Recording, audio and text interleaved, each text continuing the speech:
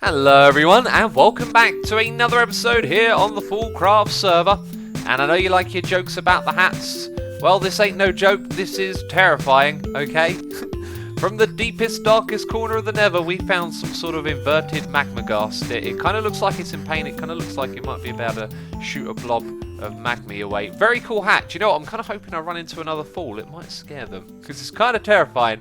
But peeps, I'm recording this episode before the last one has gone out, and I love to sit down and read my comments. I don't know what all of you have said about the last episode, but I do know one thing. Because I'm a derp, okay? There'll be lots of comments about this black hole pet. I played around with that. We flew over to the little area over there where we play around with the chance cubes. And of course, in the very episode before, we used this to stop the Ender Dragon, make it easy to kill. I don't know how to forget these things, because that was a really cool mechanic.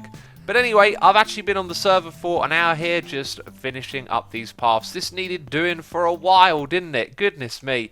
And I've just been putting it off. I like Chisel and bits, but actually going ahead and doing all of that building takes a very long time. And you can see the path stretches all the way around to this one, and that's as far as it goes at the moment. It'll need to stretch on to the next one, which is a short little journey over there. And I've kind of developed a new technique for working with this, and that is to use one of the different building tools, this one right here, Draw Region, and we use that to drag out a large area of grass like this, and then I put the thing into replace mode, meaning I can come along and I can swap out the blocks like this. And you know what? I knew it. As soon as I start recording, I start running out of blocks. Typical, right? So I go along, and where we have the rough edge like this, I make sure I replace it with different blocks all the way across, as I think that looks nice. And then when we don't, I leave little bits of grass on display like that. But this is basically the process, you know. That was odd. I then come in here and, you know, just start replacing the blocks like this. It's typical, you know. As soon as I start recording and doing the chisel on bits, I start running out of the blocks that I need, placing the wrong size down. It's typical. But I wanted to show you a little bit of that just at the beginning here. So that is the last bit of the path. It is all done.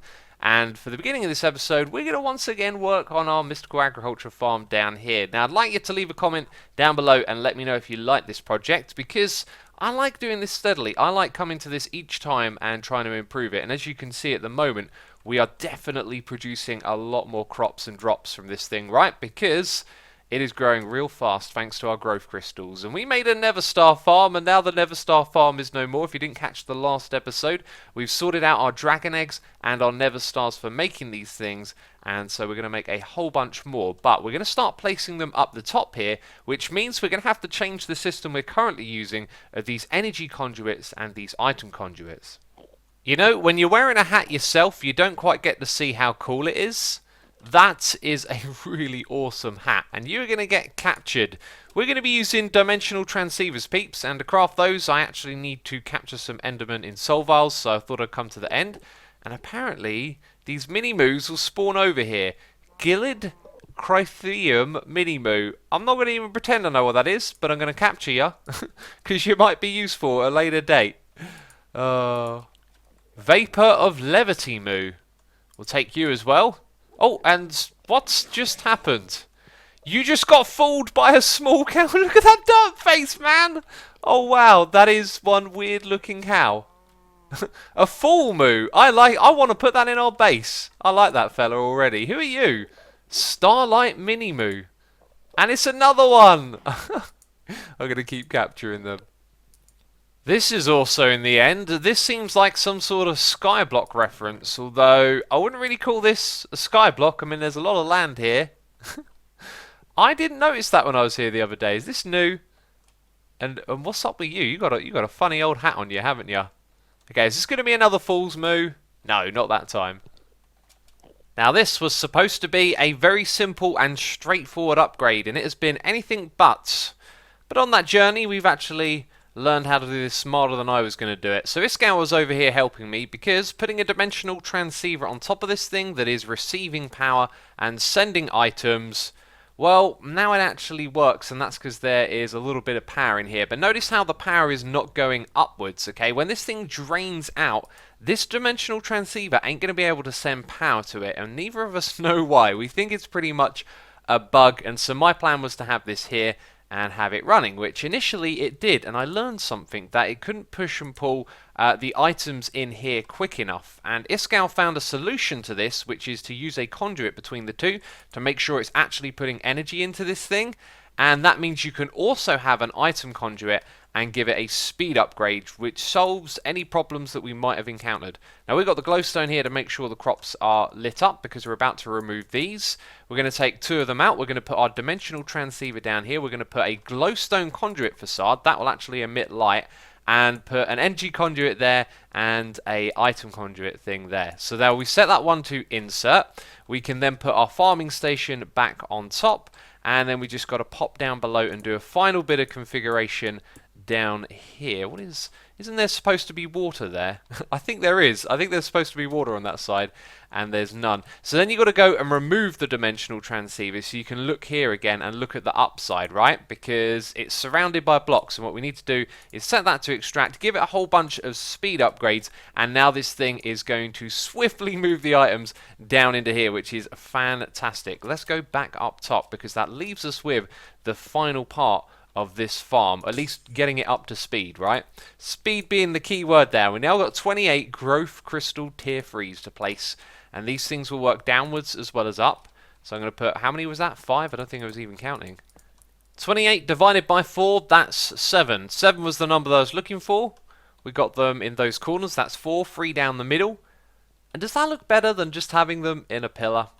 I don't know. I think I'll let you guys decide. And then maybe we can come back here and arrange these all sorts of fancy, you know. But for now, we've got 3 more to place. I'll just slap them on these sides over here. And so behind here we have the dimensional transceiver working as well. This is pretty straightforward stuff. I've just got an item conduit here with some speed upgrades. It could do some more actually, so that's moving the items into this iron chest, and like before, the seeds are getting picked out, they're getting repossessed, which it doesn't look like we need to upgrade this system for now. So now we are pretty much farming this stuff at full capacity, and all we've got to do is just make all of the seeds. This is unacceptable, peeps. Someone's been coming along and destroying our beautiful biome. They've ruined it. I'm trolling. I'm sorry. I do like to troll a little bit. This is actually our mining mesa area. So this is another biome of the same type. Thousands and thousands of blocks away. That's not very good, that map, is it? And this is the place that I come to gather these resources. Now, where we've been building our paths and building in the area in general, we clear out some of the foliage. But the foliage is what makes this place look beautiful. So we've got another place to come to and to mine this stuff, right? Now let's see if Vein Miner works with those vines. Oh, it does. Oh, that's superb. 11 of those. Thank you very much. I'm here to collect these things, and then we're going to make like a backpack or a chest full of the resources that we can use to purify up our base as we start to clear things out and build in that area, because all the grass gets kicked off of the actual grass, and all the flowers and stuff disappear as well, right? So we're going to come over here and pick these things up and bring them back to our base. And while I'm in the area, I thought it would be a great opportunity to talk about the FoolCraft recap. Now, I'm assuming if you watch my channel, you probably watch Hermitcraft. It's the most popular and long-running series on my channel. And of course, we have the wonderful recap team for Hermitcraft, run by XP and Pixel Riffs, who recap the episodes each week, so you don't have to watch all of the videos. You can find out what's going on, and the same thing happens here on FoolCraft as well. There is a FoolCraft recap channel. It is legit. It is run by Zloy and Pixel Riffs, and if you'd like to check it out, there'll be a link to it in the description box. I'm sure they'd love to have more people watching, as they put in lots of effort every week recapping all of the FoolCraft episodes. And I've got to say, I do enjoy watching each and every episode. And man, we are just whizzing through these shears. It's kind of crazy. Anyway, if you're interested in the recap, go to the description box down below, go to their channel, subscribe, and in the next video, comment and tell them that Asuma sent you over there. So we're back at our beautiful base, and I gotta say, it makes a wonderful difference to go around and throw down lots of little flowers, different sized bits of grass around the edges of this area. Man, it is looking so cool. And look at that.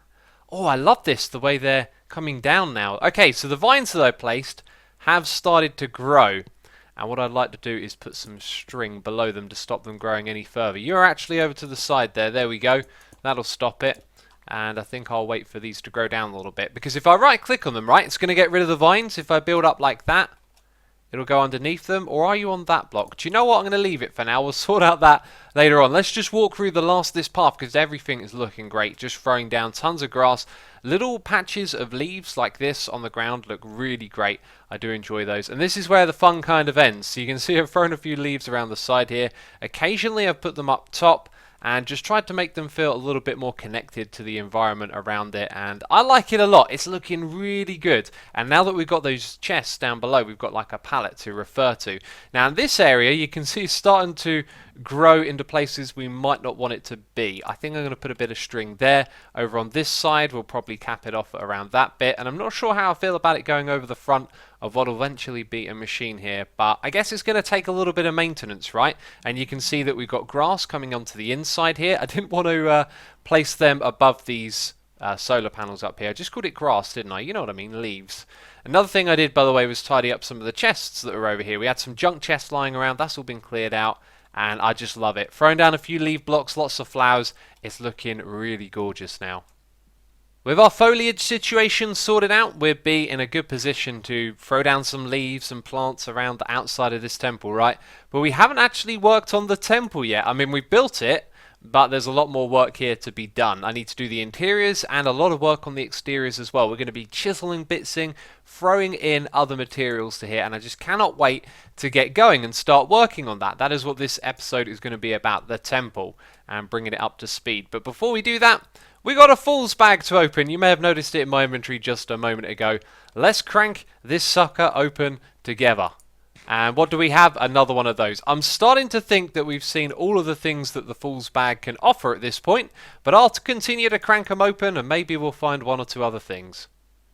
So when I first made this, I referred to it as a Roman temple. And of course I got gazillions of comments telling me it was a Greek temple. And I believe that's because the Romans copied the design from the Greeks.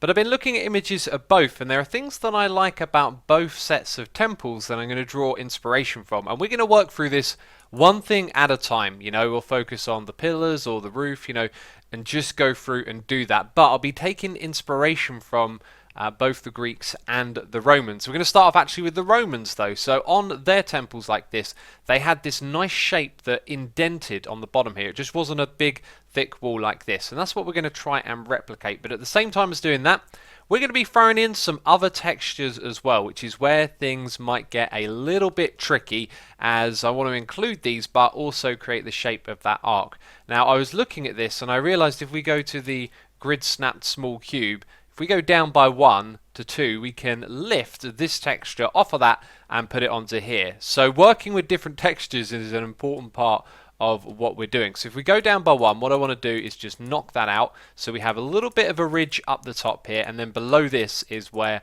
our sort of curve is going to start. And I don't know what material that curve will be done with. We've also gone a little bit too far in that direction, so we'll just undo the last 2 like so, and then we're going to go grab that texture, this one here, and then we're going to put this into replace mode. It should still be on the grid snap, and we come in here and we do that. So now we've got this little overhang at the top.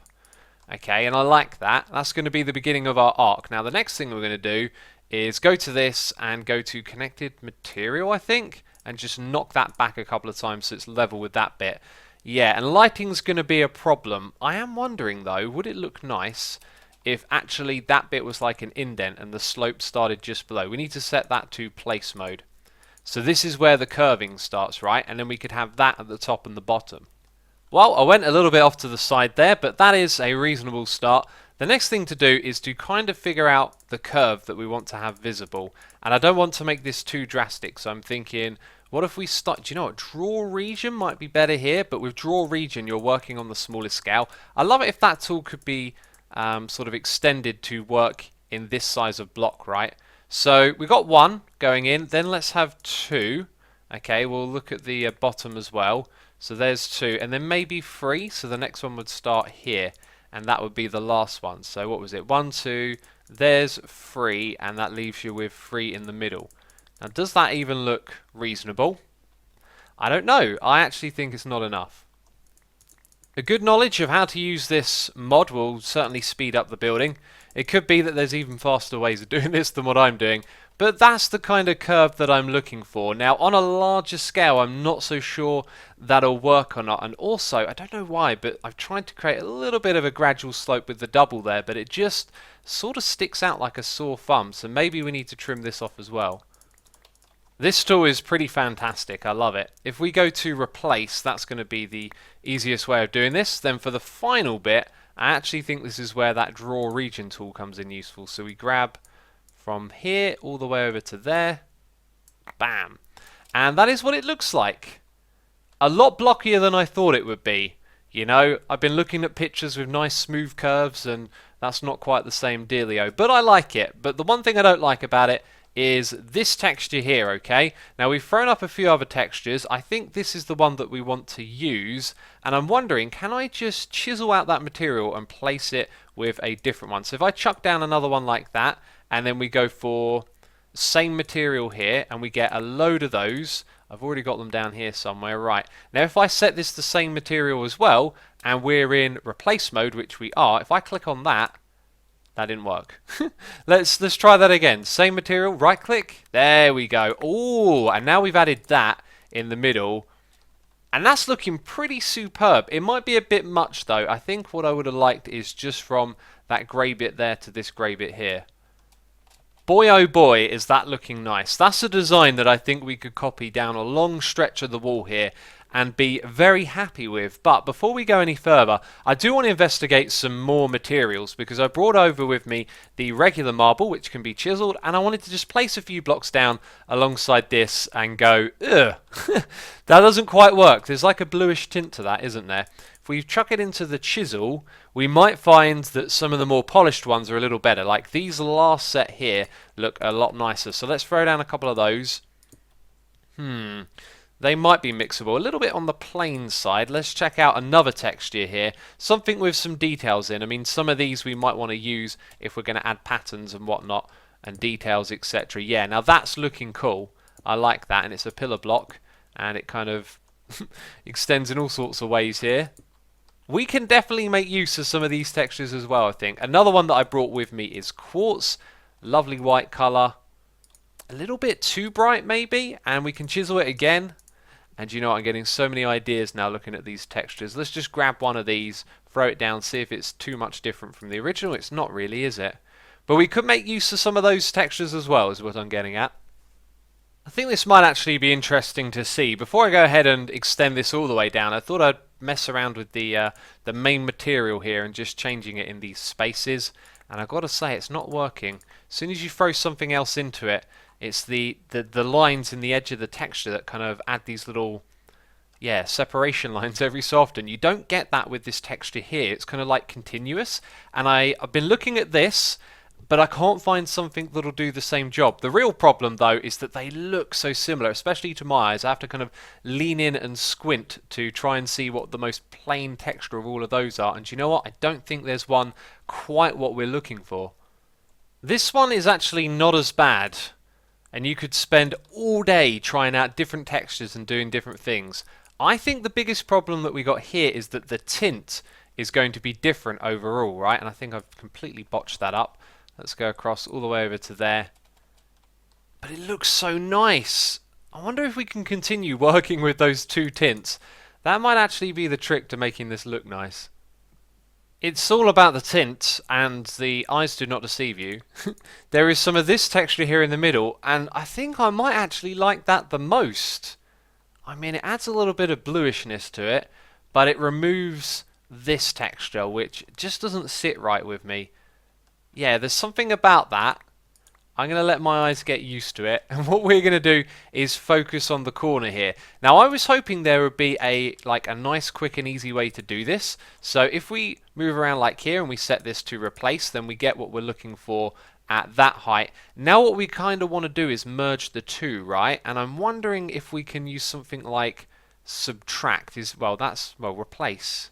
Additive. There isn't actually a subtract. Maybe impose is the one to go with here. No, that's definitely not the one to go with. Let's undo that then. And I guess additive is only going to add. I don't actually think there's one that's going to do the trick for us. Man, this thing goes around the whole way, and I love it. It's so cool.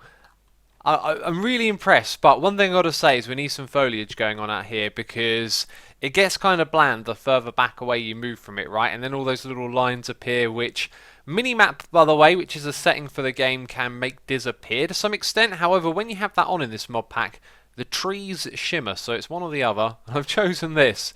But I think, yeah, just having things in front of it is going to break that up. Now, when it comes to this bit here, I'm not sure how we're going to go about doing this, so I figured we'd move on to the next bit, which is going to be the floor here, and then we can come back to that and figure out what goes on there later on.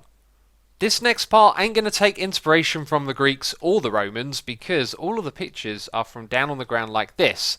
And that's how people would have seen it back in the day. They wouldn't have been flying around up in the sky, and so most of the pictures are taken like that. In fact, all of them are. Couldn't find a single one where I could see what they did on the top there. Was there a fence around the outside, anything like that? Kind of hard to tell. So I've been messing around with a lot of stuff, and there's just one interesting thing that I wanted to show you. This texture on top here, I kind of really like and I wanted to use, but what we want to do is keep the border we have on the outside here, and then take this top level and replace it with something different. So let's grab that texture that I just got. We're going to put this onto draw region. Let's also just throw down a block there. That's going to help us draw this. So if I go in replace mode, right, let's make sure we've got it in replace mode from that corner to this one, then we kind of create a tile, and I actually like the texture of that a lot. So let's put another one alongside it, and you'll see the problem pretty quickly is that it looks odd, right? The darker colour should be on the outside, the lighter on the inside, and as you tile this up, it looks really strange. Now, the reason I ain't just covering loads of area like that is because we end up with these grid lines, which I don't think look so good. And I've tried a lot of stuff, so we're actually just going to leave the floor as is, because I really can't find another texture to work here. So I really started to struggle with the next bit, and so I focused on doing the front here. And what I basically did was wrap this around the corner and then just extend the block sideways into that gap. And that was the best way of getting that done. It actually looks really good, because if you try and flatten this up in places, it looks odd. It does leave you with a little bit of a gap down the bottom here that I had to hide, and also added a little thing there as well, just to kind of solidify the end of that, and it's all looking good. So moving on from the floor, the next thing to look at are the pillars, and the solution to this is actually staring me in the face. Now, when you look at the Roman temples, there's a lot more detail at the bottom and the tops of these, especially the tops. They get quite extravagant. And then I realised there are blocks in this game that are actually trying to do the same thing. This is a pillar block, and those are those extravagant things I was talking about at the top and the bottom, right? Now, the real problem is that I can't go and just chisel a shape into here, because we break the texture, right? And then it goes like that. So I was thinking of building around it, and that's when I got myself to this idea here, okay? If we were to take the block of this, we get the texture of when I've just placed down one, like that, right? Now, if I put this onto connected pane, we can basically smother the front of the block. I've actually already been up here doing this and apparently left some behind, but now we can add those details, which I think is extremely cool. And stepping back from it, it kind of looks alright from back here as well. It makes a lot of sense. I think we might have to play around with the block size, maybe make these a little bit thicker, perhaps have oh, we run out. Perhaps have something on the corner as well. But that's going in the right direction. And then it occurred to me that there are lots of these textures, you know. So that one's really interesting. Does this stack up as a pillar? It doesn't. We've got another one here that also doesn't stack up as a pillar. And that one does. However, the texture we're always going to see is the first one. So lots of options here. And this texture really complements what's going on behind it, right? It's a little bit darker, but these textures are working well together. Peeps, I think this is it. I think this is the last one. Because I've gone around and I've rebuilt all the pillars. And it's taken me a long time, but I'm so ecstatic right now because, wow, that looks amazing. So it kind of hit me. We're talking about these pillar blocks having the ideal textures. We need to build with those ones. And I kind of like that there's this darkness in the middle there. It just makes them stand out without being too obvious. Now what I've gone and done is wrapped up two textures together. So we've got our Greek capped wide pillar, this one here, so taking some influence from the Greeks. And then the one at the bottom is some sort of, it doesn't actually say at the top there, but it's another one of those textures basically. And yeah, combine the two together, it adds a little bit of shape at the top of the bottom, and even when it comes over the stairs here, it looks pretty good as well. So I'm really stoked with how that's turned out, and I think it means that we're going to move on to either the roof or the room behind it. It shan't be the roof. I've realised looking at a lot of these pictures that temples usually have like a block before the roof starts, and also the roof doesn't cover the width of the platform below, which I think it should do in order to look decent. So we're going to focus on this behind here, and really it's just about evaluating if this is good enough, right? Well, we're going to start off by ripping it out because usually in these buildings there's a bit of a foyer area, or sort of like an open space just over here, you know, for people to congregate before they go inside. So that's what we're going to have for sure. So focusing on this bigger box of stone bricks that we've got here, I found my way into this by seeing what we did here and bringing that sense of 3D-ness over here with like a trim, and that'll probably appear at the top. In fact, what I think I want to do at the top is create some sort of two-level trim, so there'll be something here and something there, because it is quite tall and it feels like that space should be used for something. Now when it comes to the stone bricks, there's just a lot of them, okay, and they look kind of bland, so I started playing around with the other textures from Astral Sorcery here, and throwing those in like that, I feel like we get an idea of what direction we need to go in, right? That we need to just kind of break up the overall blandness with some other textures. However, this pillar right here, I was curious, what would it look like if we tried one of these ones as well? Because they've got a slightly different colour. That being said, that is actually a little bit more towards that than the last ones that we used. Let's go ahead and change this to a darker one then, because I was originally playing around with putting these pillars in the corner and it just didn't quite look right to me, and that texture is ever so slightly darker, isn't it? But I'll play around with this, and I'm pretty sure that using this principle we've got going on here we'll find something. So that is looking great. I'm really happy with this. Also, right as I go to hit record, something just popped into my head. I was going to make that a bit of a curve, but we would be cutting this block in half. Now the shape looks good, but that block on the corner looks kind of odd. So we got our pillars. This is the same texture here, by the way, as the pillar, and I've just used that to kind of add a little bit of shape. And we got this across the middle, pillars again, and then this going on at the top. Now, what I wanted to do at some point was introduce a colour that would be quite visible in this build, and I think that I'm going to need to think on it a lot, because this is going to be quite strong. This is going to stand out a lot, isn't it? And do you know what? Is this one of those ones that variates a lot as you place it? Yes or no? Does it repeat twice over? It kind of looks like it repeats twice over, but that's kind of nice. But not probably for this build. So I was thinking maybe this trim at the top here is where we go and we add a load of that colour. So I could put down some cobalt here, which I think is the nicer of the two to work with. We've used it elsewhere. I want blue to be the colour of this temple. And now it just kind of grabs too much of your attention, right? Like, it's all kind of nice, the shapes are merged, but then it's like, boom, blue. There it is. So I don't know how to implement this colour, is what I'm saying. Another idea was to make it like a trim. So let's go and place just a single block here. Then we want to whack this with some chisel and bits. So what if it were just a top and bottom trim like that for this top layer? It's a good question. It makes the texture behind it look a little bit odd. It doesn't jump out as much, but again, it's just this grey build, and then it's like bright blue. So I don't know if maybe this is the best approach, you know. And also, what we've done at the front here hasn't been done around the sides. I feel like I've kind of exhausted myself on this for today, although I am still very inspired. And I've just remembered one other thing that I wanted to try was to knock out some blocks at the front here and maybe make a bit of a 3D shape going on, something like this, so the wall isn't flat all over the place. And maybe this would be a good place to put an emblem, like the Hermitron logo could possibly go here. In fact, we might be able to sort of paste it on now. Definitely the wrong texture for something like that. And it's a little bit on the small side, isn't it? Could we possibly double the scale of that? Probably not, as it just goes over the height of a whole block. But there might be something to that. And I think I'm going to leave this one here for now. I'll be live streaming tomorrow at 6 PM. You know the live streaming schedule. I'll put it on the screen for you right now. And if you want to come and check that out, we'll be working on the temple and doing some things around here. So leave some feedback and I'll be able to take that in account, and we'll be working on that during the live stream. That project's still got a long way to go. We've got to do the interiors, the roof, we've got to finish the island it's on, But let's talk about another project, Mystical Agriculture, okay?